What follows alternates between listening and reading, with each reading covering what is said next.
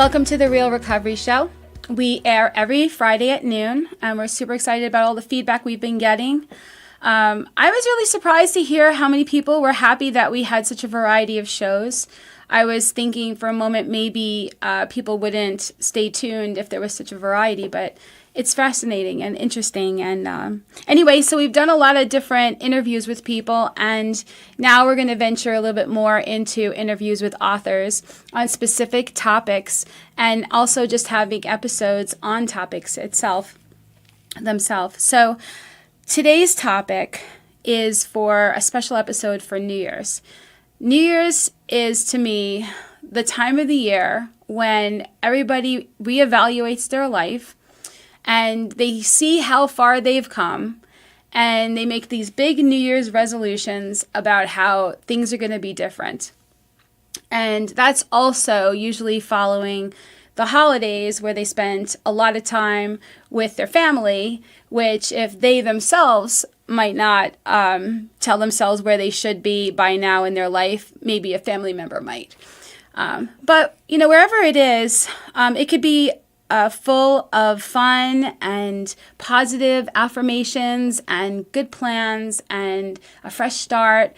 But it could also be where, if you're like me, you can use it as an opportunity to criticize yourself or make grandiose plans and set yourself up for disappointment. I used to live 1 year at a time, one lifetime at a time. And the way that I was always in my head when I was a child, I used to plan my whole future. Because the reason why I put so much effort and emphasis on the future was because I couldn't stand the narrative I had about my childhood. So I just wanted to be anywhere but here, anytime but now, anybody but me. And so I would fantasize, I would write a lot. And I wrote poems. I wrote over 500 poems.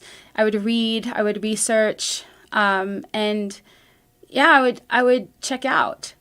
Before I even did any super addictive behavior, I was already practicing not being in my body, although I didn't know that that's what I was doing. And then, of course, food and other addictions started budding.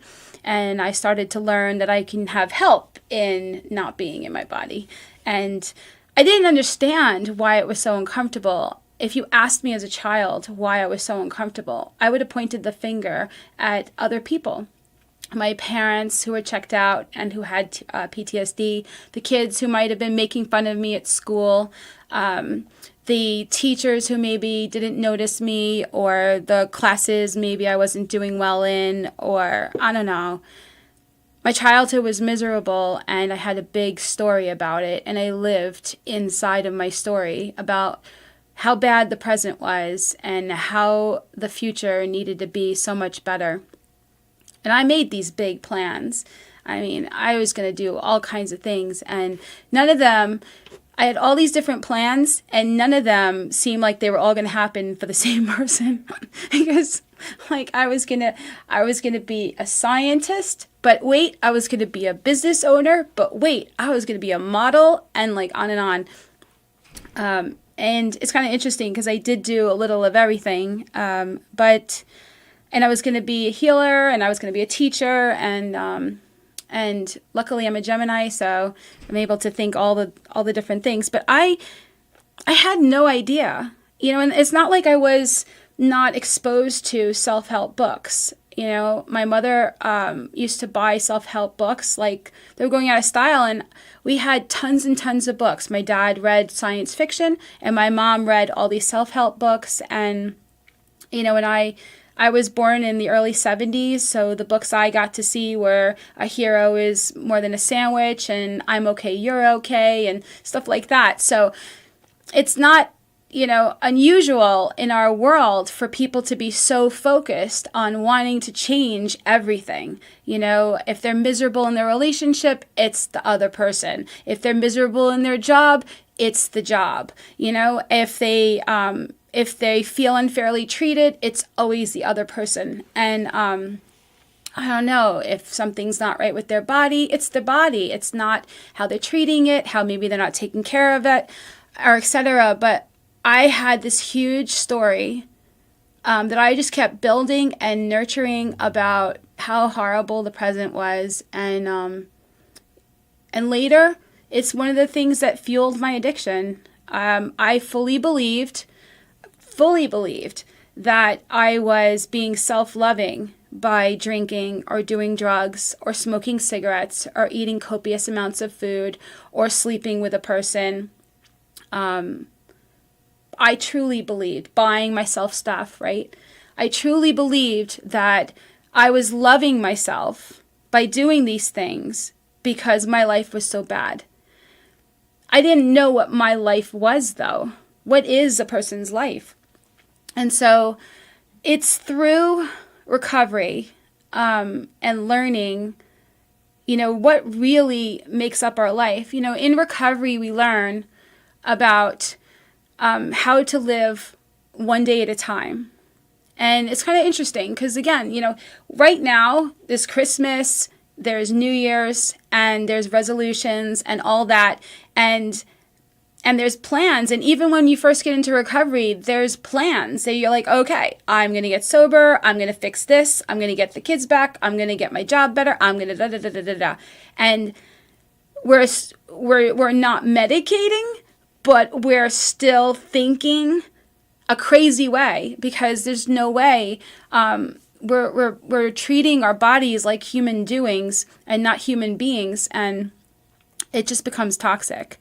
What I later found out was that while there were some experiences in my childhood that could be seen as pretty gnarly, I was miserable more so because of the story I had and the story I kept having.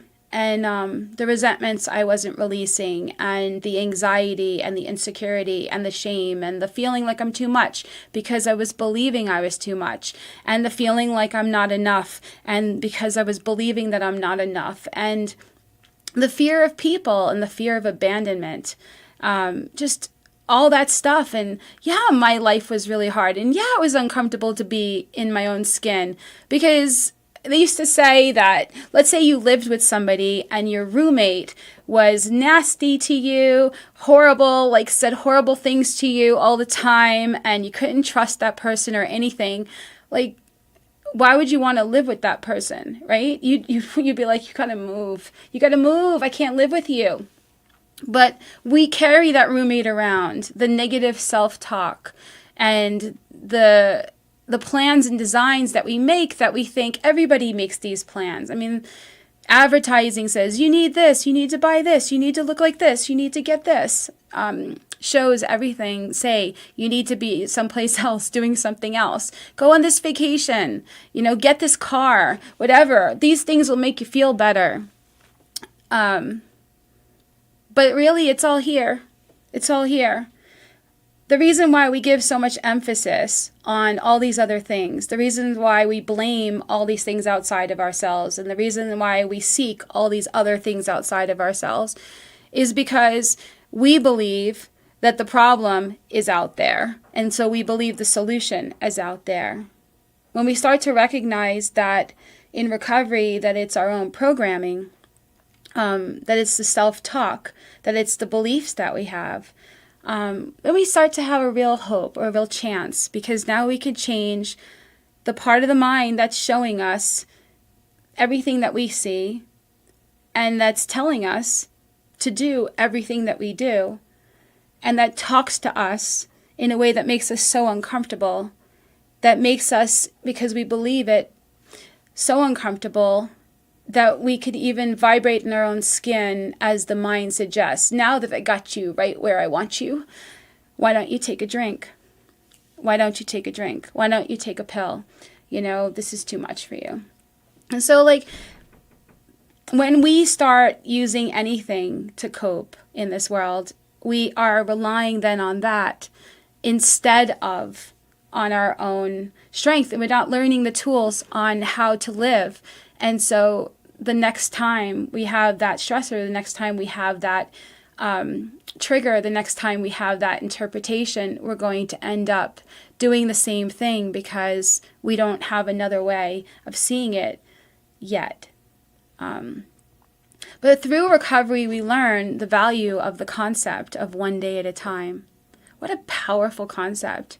At first, it's like, oh my God, how in the world could I possibly do it? I have to make plans. I have to do things. This is going to take too long. I can't live like this. What do you mean one day at a time? Are you telling me I'm never going to be able to drink again? And on and on and on. And so, but stay with me, because if you have any issues with it, or any issues with being present and comfortable in your own skin, and feeling empowered and intuitive, then maybe I definitely hope, but maybe you will have something that you hear from this that'll help you.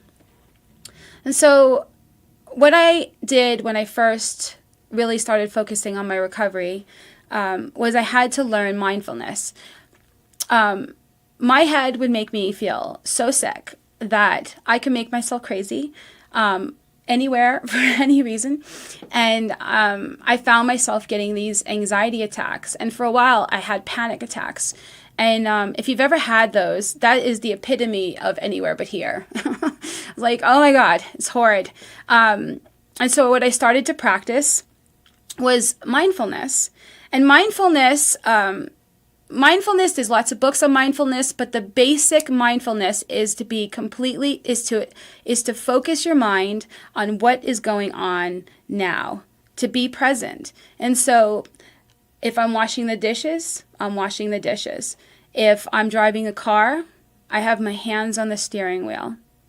If I am telling myself some what-if story, I say, hey, right now, that's not where I'm at. Right now I have the roof over my head. I have food to eat. I have a scary story I'm telling myself, but I'm going to bring my mind back here. And we practice this. We practice mindfulness. What am I doing? We have to practice, because if we're used to checking out in our minds and being anywhere but here, then we're going to have to practice being present. And so I did that, and that helped tremendously. The Serenity Prayer also helped a lot, to be able to say, okay, well, what do I need to accept for now? And what can I really change? And that would help digest some of it and help me to let go and to trust God, a higher power. And then meditation. A lot of people think that you shouldn't really learn about meditation until you've been well into your recovery, but I don't agree with that at all. I feel like even if what you're doing when you're sitting is staring at a candle, or or reading a mantra, or listening to music, or playing some sort of video that helps you focus, or burning some incense or anything. And it's been scientifically proven, the actual ritual of setting up your space, of burning the incense or playing the music or whatever, the brain starts getting used to this. It starts to become a brain pattern, a neurologic brain pattern, where you start to actually go into a meditative state just in the setting up, because your body knows that you're about to do it. It's kind of like Pavlov's theory, where the dog started to salivate whenever there was a ringing of a bell. It's like the moment that we start to wind down and set up our space and start doing this, the more calmer we end up being. Rituals like waking up in the morning and praying, or waking up in the morning and reading a daily meditation. There are tons of books on recovery, most of which are put out by Hazelden, and some really powerful authors with a lot of great wisdom to share. And so just reading a daily reading, or taking a book and closing it and opening it to whatever page resonates. Practicing being present, practicing doing these things, recognizing that this is stuff that we weren't doing before. But understand also that if you're just coming off of drinking or doing drugs, and you're no doubt going to be uncomfortable in your own skin for more reasons than what your head is telling you, just allow yourself to be comfortable being uncomfortable, knowing that it's temporary. there's a lot of things that we can do in this life that we would never want to do for a whole lifetime. But if we knew it's temporary, if we knew that this too shall pass, if we knew that, hey, you know what? This week might be hard, this month might be hard, but I'm just going to take it one moment at a time, and it's going to get easier. We know it's going to get easier. We see it with other people that it's going to get easier. And so we trust that. And because we trust that, we can live one day at a time. Now, one of the things that happens when somebody gets into recovery is this idea that, oh my God, if I admit that I'm an alcoholic or a drug addict, does this mean that I can never drink or use drugs again? Does this mean that for the rest of my life, I can never have a drink again? I don't know if I could do that. And they start to worry. And that worry, that future focusing can create another state where you're uncomfortable, so uncomfortable that we start obsessing about the thing that we tell ourselves we're never going to do again. And that's really, really, really detrimental to somebody's recovery, is to think about their whole life and to say, oh my God, I'm never going to be able to do this again. I'm never going to be able to do that again. And they're like, whoa, Nellie, just slow down. Just for today, one day at a time. I'm not going to drink today. I one time heard this, and I loved it so much that it was one of the things that shifted my recovery, because I also had that idea. I mean, I had this idea like, really? I'm never going to be able to do this again. I'm never going to be able to do that again. And when I focused on all the things I'm never going to be able to do, it made me miserable. I couldn't fathom having a great life. And I'm coming up on 24 years in a few days. And man, I'd like to go back to that girl and shake her and say, honey, you have no idea what living is like. You've been literally relying on a pill or something to smoke or to drink or to eat. Like you've been relying on those things. You haven't really lived. Like you have no idea what it's like to be free. But I can't, because the journey was the journey. But however, a concept that was told to me was, it's not that you can never drink again. It's that, can you imagine a life where you never have to? Can think about that. I mean, at the end of drinking and using, we're like married to the alcohol, married to the drugs. We are a prisoner. We have to drink. We have to do drugs. We are so uncomfortable in our own skin. We're so dependent on the substance that the idea of not having it or having it are both equally bad. We can't even fathom what we're supposed to do before we finally bottom and make a decision, hopefully, to heal, right? And so the concept of, I never have to. Oh my God. You mean I could learn the tools that I need and I could heal the stuff that's going on in my consciousness, and I could be comfortable in my own skin, and I could intuitively know how to handle situations which used to baffle me, and I could have this support system that I didn't have because either I didn't have it or I pushed them away.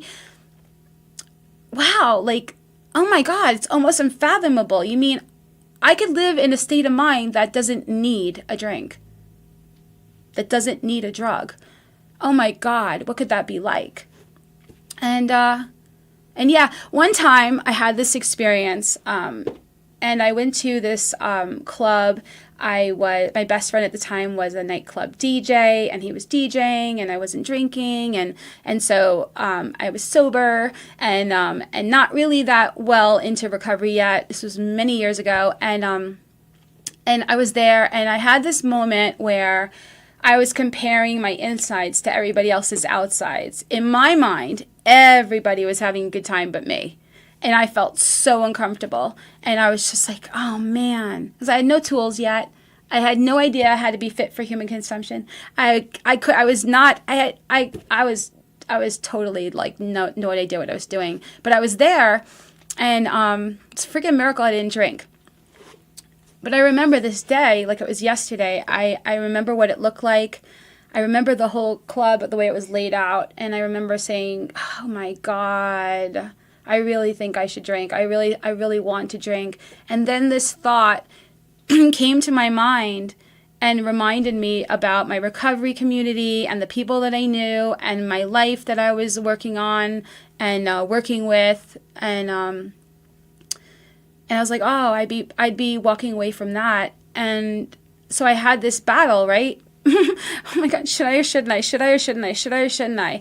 And if you ever wonder whether you're an alcoholic or a drug addict, if you ever have the should I or shouldn't I conversation with yourself, I can't diagnose you, but you might be one. Because my whole night was consumed by this. And I finally, thank God, said, if I really want to do it tomorrow, I'll do it tomorrow. And that was, I didn't realize it at the time, one of my ways of learning how to live one day at a time. That just for today, I'm not going to drink. That's all. I don't have to think about my whole life. Just for today, I'm not going to drink. So for this show, I asked several people to give me questions, and this way I can have a whole bunch of questions that I can answer on the topic of one day at a time. And so one of the questions that was asked was, I am newly sober, and it's just so hard. What am I supposed to do? And so to that, there's a lot of tools that you can use, obviously. If you're in 12-step recovery, definitely go to as many meetings as you possibly can. People would say, well, how many meetings you're supposed to go to? And people would say, well, how often did you drink or do drugs? And it's cute. But even if you're somebody who doesn't do something every day, we think every day. We think the thoughts from our programming every day. And so to go to things where we can enrich our mind and we can learn and we can heal is highly beneficial. To go to things where we can be around like-minded people who also understand where we are and can help us focus on the future in a healthier way, rather than leaving ourselves to go into the future, that's also very helpful. But to learn how to live in day-tight compartments, read literature, get your hands on things that you feel like would really help you, and make phone calls and get phone numbers and fill your time with people who are focused on being sober and focused on being in recovery. And understand again that this too shall pass. I know it's super uncomfortable in the beginning, but it's kind of meant to be, because if it was so comfortable at the end of our addiction, our active addiction, I don't know that we would have made the big change that we really needed to for our soul to come and become the main focus of our life, for us to awaken. And so another question that was asked, actually this question was asked a lot, and so I just combined it into one question, was, what if your life is overwhelming? What if it's too much? How are you supposed to live one day at a time? And so I'm just going to share, and again, this whole show is just me sharing my experience, strength, and hope. There are so many other tools, and I'm probably going to think of some of them on the way home from the radio station. But so I'm just going to give you some of the things that have worked for me. So to me, there's two different ways to write a to-do list, right? To-do lists can make a person crazy, because you could write down all the things that you think need to happen, and you can then feel shame or fear or anxiety, and then be perfectionistic and tell yourself in a militaristic inner dialogue that it needs to all get done today. And obviously, you could tell by the way I'm saying this is not necessarily going to bring you the peace of mind that you so desperately need. And if you're anything like me, will shut you down, so you say, fuck it, and don't do anything. So I don't recommend it. However, there is another way to make a to-do list. And you could take a piece of paper and you can fold it the long way. And you can, the crease down the middle can be the line that you use. And on the left, you write down all the things that you think you need to do. All of them. Just write it all down. Just get it out of your head. Get it out and just write it all down. And then on the right, and if you have a faith yet in a higher power, pray first and ask for guidance about these things. And be honest. And so I would be honest. I would go down the list and I would say, okay, does this really need to be done? does this really need to be done by me? Does this really need to be done today? And it would be amazing how in my head there would be this overwhelming list, but on paper it starts to get sorted, and I'm like calling bullshit on myself going, that doesn't really have to be done by me, and that really doesn't have to be done today, and this doesn't even really need to be done. It's just something I want. And start to like pick the things, and it gets chewed down to just a little list of chewables. Now, then comes a really great slogan, progress, not perfection. One step at a time. So I do one thing at a time. Now that it's on paper, I don't have to think of all the things that I have to do. I could do one thing at a time and be fully present doing it. And something happens when you're fully present doing a thing. Not only do you feel more peace of mind, but you're less likely to make mistakes, right? And you're less likely to be stressed out doing it. You get to experience it and recognize how maybe you even enjoy doing it, something that you've told yourself you don't. You might find that the thing you think is going to take so much time doesn't even take that long. I swear I used to think doing the dishes took an hour. Doing my laundry took hours, Maybe it did because I procrastinated, and by the time I did it, it took hours. But it becomes a no big deal when you're one by one, and as you're going through the list, and you know that these are the things that you really felt needed to get done, you start to feel better about your day, and you start to feel like you're in the flow of life, living one day at a time. It's just for today. On that list, you can also say, well, this doesn't have to get done today, but probably tomorrow or Friday or Thursday or whatever, and then you just write that. And then there you go. You've sorted it. There's something about writing something out. The most overwhelming thing is when it's all swimming around your mind. The mind having to remember and keep track of stuff is like, me, do this. And it's like daunting and nauseating. And so I have felt, for somebody who can be like an overachiever, and then I could swing past normal and go into bed and put the blanket over my head saying, screw this day, I'm going to start over tomorrow. Like, I've been both many times in the same day. So, that's been extremely helpful. And also, start to learn where you're at and bloom where you're planted. I think sometimes we just have these unrealistic expectations of ourselves, and we just think that we're supposed to have everything done. And there's this really great acronym for shame. It is should have already mastered everything. We have to be willing and able to just be right where we're at. When we take on all of it and we think all of it needed to be done yesterday, we put this unrealistic pressure on ourselves, and that makes us very uncomfortable in our own skin. And even if it was something we could have enjoyed doing, it becomes something we don't like doing, and that everything becomes so stressful. You can see how the programming and the way that we're thinking in our life can make us so uncomfortable that, oh man, I need a drink, happens to the mind after something like that, right? The thought goes, this day is too much. I can't wait till it's over. It's like, it doesn't need to be that way. We just need to learn how to live life on life's terms and move with it. And it's amazing what gets accomplished. I accomplish the most when I'm not racing, when I'm taking it one step at a time. And another thing is, if one of the reasons why you're so overwhelmed in your life is because you've taken on too much. Are you a people pleaser? Are you realistic about your time? It's kind of funny because when, you have a certain amount of money in your wallet and that's all the money that you have, and you say, okay, this costs this costs that. I can only buy one, or I can only buy this much of these things. Okay. And then you budget appropriately. But in the mind space that we're in these days, where everybody uses credit cards and debit cards, there's a disconnect with how much money we may really have, right? And so we might overspend, right? If we're not being more mindful. Well, the same thing happens with time. We can overpromise, overcommit.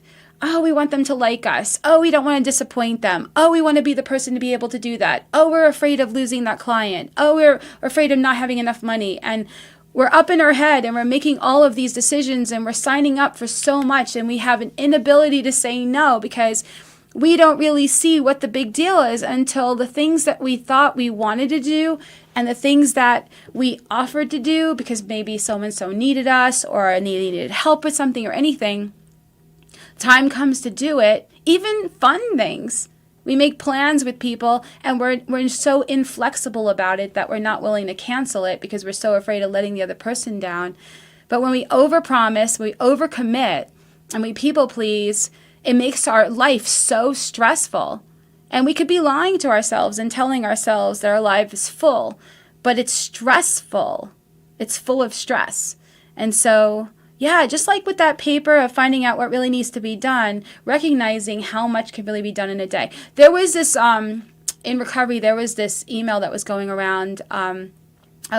It was written about a girl who had some sort of illness, and she said that she figures out what she could do in a day by how many spoons she has. And so she has a certain amount of spoons a day, and so somebody says, hey, can you come and help me with this thing? And she goes, I would love to do that. But if I do that, I'm not going to be able to do this other thing because I only have a certain amount of energy. I only have a certain amount of brain. I only have a certain amount to be able to do these things. So I can't do that today because I really do have to go take care of this other thing.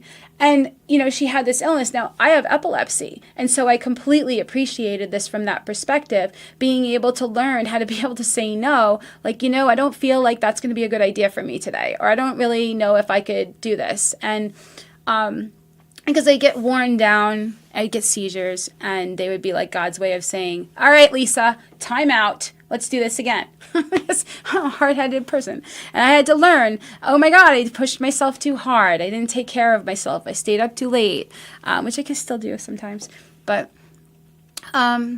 so people were talking about this in recovery about, really living in day-tight compartments and recognizing, the tools that we feel like we need in any given day. And one of them is to be able to say no and to make sure we pause first and really ask ourselves if this is something that we should be doing right now. That we could do anything, but we can't do everything, and we can't do everything at once. So that was really helpful too. I even say that. I go, I don't know if I have the spoons for that today. I have epilepsy, right? So there's a couple of concerts I've wanted to go. I had to clear my schedule. I couldn't sign up for all these things in the same day and go to this concert because I really wanted to see it.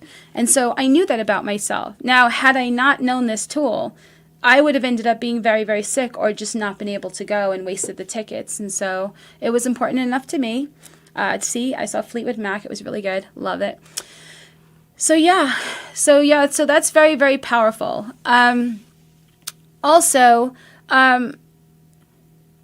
Just recognizing that we have these stories in our mind, and so the programming in the mind that pushes too hard, that tells us we're not enough, that tells us we're too much, that programming is likely going to balk. If you're somebody who's been signing up for a whole bunch of stuff and with disregard for your health, and you're constantly suffering emotionally, mentally, physically, you're exhausted, you're not able to sleep, you're not able to put the day to bed when you go to bed, these are signs.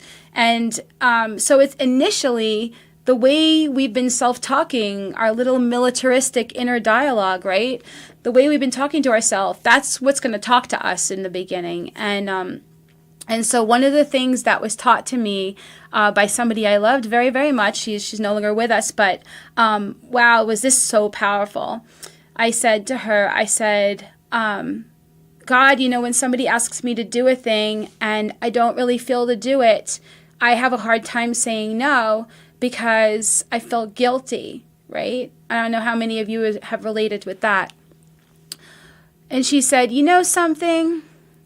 She said, when you're put in a position where you have, it seems, two options. One, you say yes when you know intuitively that you need to say no, and then you get resentful, right? Because you knew you shouldn't have done it, they're never going to appreciate you enough. You're never going to get paid enough. They're never going to benefit enough. You're never going to feel really like it was worth it because you did something that wasn't right for you, right? And you're going to maybe even resent them for putting you in that position, right? Or God forbid you do all this work for somebody and they don't even use it, right? Or give you credit or whatever it is that you might care about. She says, when you have a choice between resentment, you do the thing that you're not supposed to do, and guilt, you don't do the thing that you know you're not supposed to do. She said, take the guilt. She says it's a quicker healing. She says, because the guilt is also a story. It's a story that you shouldn't be taking care of yourself, that you shouldn't be selfish, you shouldn't have self-care. She said, take the guilt, because you're going to find, when you really look at it, underneath the surface of it, of what's really going on, a fear of abandonment, a fear of not being liked. It has nothing to do with what you think is the right thing to do.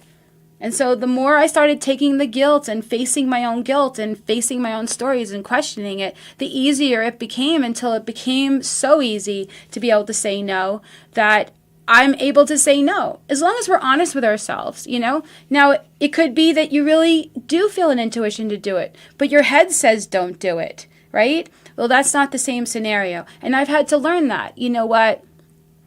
To thine own self be true.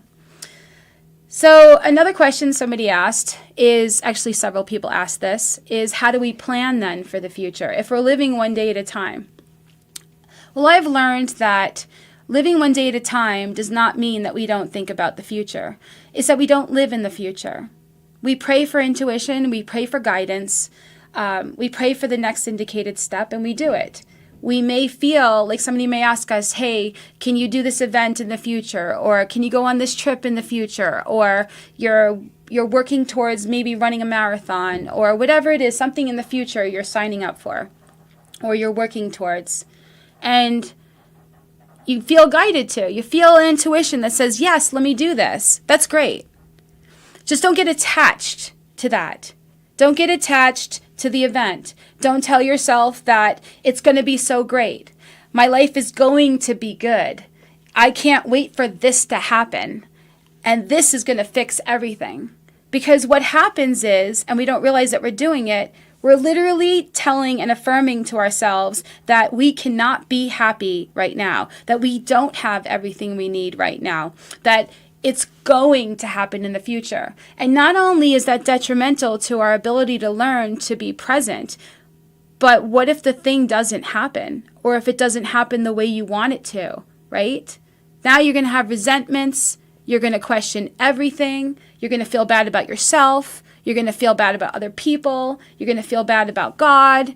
You know, you're going to be disillusioned. What's the point of even trying? I mean, you're going to end up having a horrible time with whatever, because we've based our serenity on some future thing happening a certain way. And let me tell you, being able to intuitively make plans and let go of the results is a practice. It's a practice. It's something I have to watch my mind, that my mind doesn't get too excited about a thing and tell myself all the stories about what it's going to be, right? Now, there's also the other side of that, where we're afraid of something happening in the future, right? We're afraid we're going to fail something. We're afraid we're going to lose something. We're afraid somebody's going to leave us. We're afraid our health, something's going to happen with our health, or on and on and on. We're afraid of a situation. We're afraid of the results of something. Or if we're having legal trouble, and if we're in our sobriety, then we're afraid that we're going to end up going to prison, or we're afraid of getting, fined for something, or we're afraid we're not going to have enough money, or we're afraid we're going to be homeless. And I'm sorry if I'm making you afraid, but like the same thing, is that we recognize that, again, we cannot base our serenity on something happening or not happening in the future. It's something so powerful about living one day at a time, about recognizing that all we really have is today, and that tomorrow will be today, and that somehow, whatever it is that and I trust this. I didn't trust it before, but I trust this. That they have a saying that no man stands in the same river twice, because it's always a different man, because he gets older, wiser, and it's always a different river because it flows. And so future Lisa is going to be a different Lisa. It's going to be a wiser, I hope, Lisa. But there are things I'm going to learn as I go, because as I'm present, I learn. As I'm present. As I'm checked out, I don't learn. But as I'm present, I learn. And intuitively, I get the things I need to know that I don't actually know. If this thing happens in the future that I'm so afraid of happening, I don't actually know where my head's going to be then.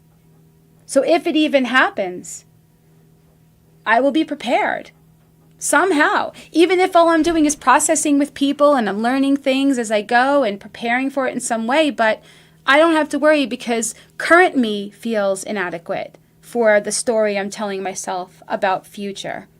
But that's not who's going to be in the future. And so, yeah, don't get attached to things being a certain way or not being a certain way. Ask for guidance every day in each way. And, So that's for that one. Another thing that happens that could be anti one day at a time is procrastination and time pressure. I don't know if what percentage of us are adrenaline junkies, but I don't know why I seem to need a hit from my inner pharmacy. For so long, I would leave things to the last minute. And the procrastination and then the time pressure and the stress of it can obviously make somebody uncomfortable in their own skin. And if you think that you thrive under pressure, maybe just look at some parts of that and see if you're having the peace of mind and if your body maybe could do with a little less cortisol and you could be more balanced with more peace, how that might benefit you. And not procrastinate. Procrastination is also, I don't want to deal with this. I have a crazy story about how stressful this is going to be. It's not going to be fun. I would rather do something else. And so it builds it into this monster, right? Until you have to deal with it. And that's a very stressful way, like it doesn't have to be this, what was this saying? It was so funny that when we procrastinate, and we build things into mountains, that it's like pole vaulting over mouse turds. Like we're literally overdoing it. It's so much headspace. And we're really not really truly procrastinating it because we're really not thinking about it, right? We're like putting it off, but we're not really putting it off because the thought comes that needs to get done, and then we, forget it. No, it's like stressful. It's the easier, softer way is just dealing with it, facing it, questioning it, getting help if you need help, etc.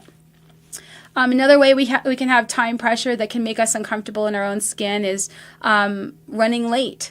I used to run late to events that were spiritual and that were all about meditation and discussion and it's hysterical to me. Like I would actually tell myself the Serenity Prayer in the car on the way over, laughing at my insanity because I'm stressed, because I'm running late. And I don't care who you are. If you're running late and you're attached to getting someplace on time, running late, attached to being someplace on time, that time pressure, that story of yourself in that's enough to give somebody a coronary.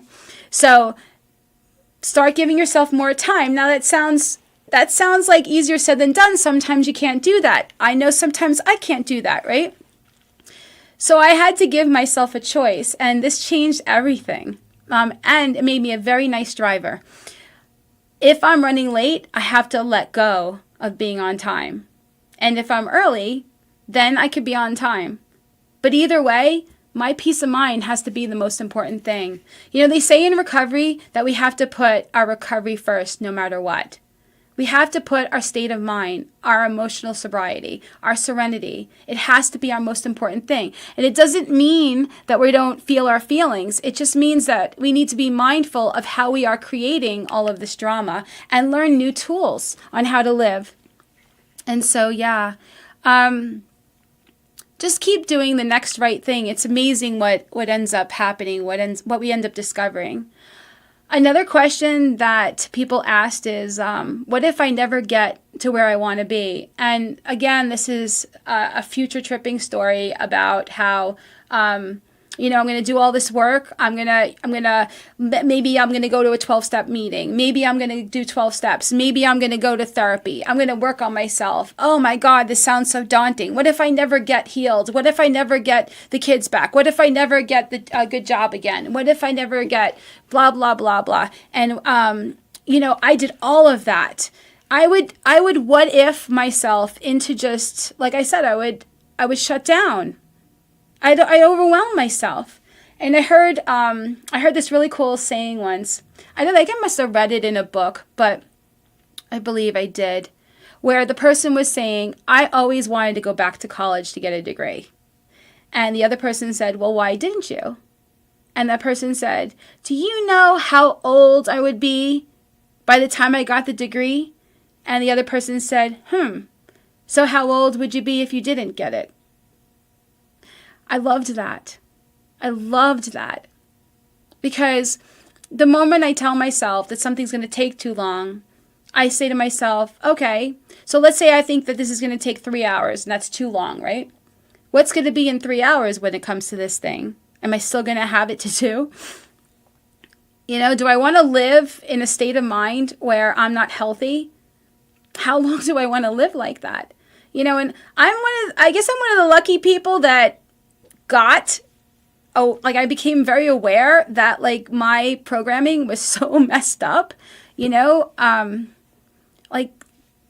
I grew up with people who didn't have any coping skills, and there was a lot of shame and a lot of guilt and a lot of fear and anxiety and shoulds and shouldn'ts and coulds and couldn'ts and shouldn't haves and all that. And honestly, I got that there was something wrong with my thinking. I didn't know how much there was wrong with my thinking, but I got the memo. And so to me, it's just programming. It's just information. It's things I've believed.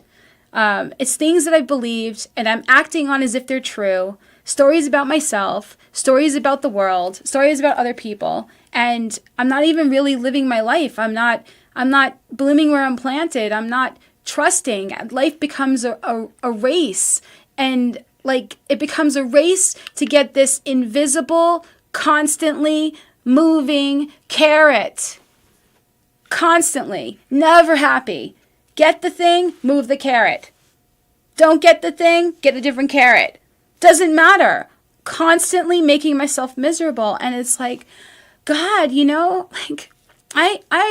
I venture to guess that the majority of our health problems are from how we treat our bodies and what we think in our minds, period. And to learn to live one day at a time, to trust life one day at a time, is so powerful. So let's see. Another question was, how do you stay in the moment when you have so much guilt for the things you did in your past while you were in your addiction? And so this is a really good one.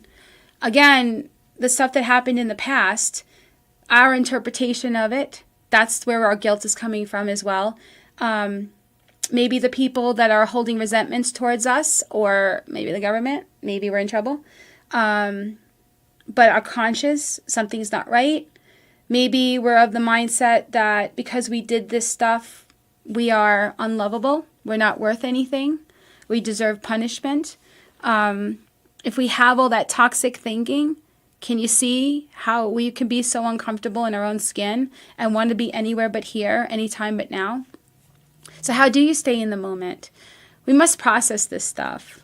We must process it and find out what's really going on and sort it out. I have found that sorting out my guilt, I would find, if there was something I legitimately felt I shouldn't have done, focusing on the guilt, punishing myself, and telling myself how unworthy I wasn't going to fix anything. Focusing on the guilt just magnifies it. It doesn't heal it. But forgiveness does. Now, it's an interesting thing about forgiveness. A lot of people think that forgiveness means that you just give yourself a pass. That's okay. Clean slate. The mind is still going to hold on to that. It knows what it's holding against you. And so, to me, forgiveness is the recognition that the thoughts I was thinking at the time, where my head was at, what I believed, who I thought I was, what I thought I needed to do, what wasn't healed, that state of mind, like remember when I spoke about future Lisa being able to handle future thing? Well, past Lisa knew less than current Lisa does, and past Lisa did the best that she could, because past Lisa believed in a whole bunch of stuff that wasn't healthy, right? Now here's the rub. If current Lisa doesn't sort out what was driving the bus, the decisions I made, the thoughts I was thinking, if current Lisa doesn't sort this out, if nothing changes, nothing changes. And there's nothing to stop future Lisa from doing what past Lisa did. And a lot of times, that's the reason why we don't realize it. We hold on to the guilt. Because we think that if we hold on to the guilt, that in and of itself will stop us from having those experiences again. But if we hold on to the guilt, it's kind of like when they would say, whatever you do, don't picture a pink elephant. And the whole exercise is to show you that if you tell yourself not to picture something, the first thing you're going to do is picture the thing that you're not supposed to picture, because you need to know and keep an eye on the thing you're not supposed to keep an eye on in your mind, and it's just around and around and around in a loop, right? So if you focus on the guilt, you're focusing on the problem. You're focusing on the effect. You're focusing on the feeling. You're not focusing on the solution. The solution is to find out what was going on, what was your part, what amends can you make, how can you sort this stuff out. If you're in a 12-step program, to do the 12 steps to find out what was going on and to make those corrections, to find out what your habits are, to find out how you can have new habits, and to make amends for things that you may have that you need to make an amends for with people. To clean it up, to have in your mind when you think of the event a completely different experience. That's what we're looking for.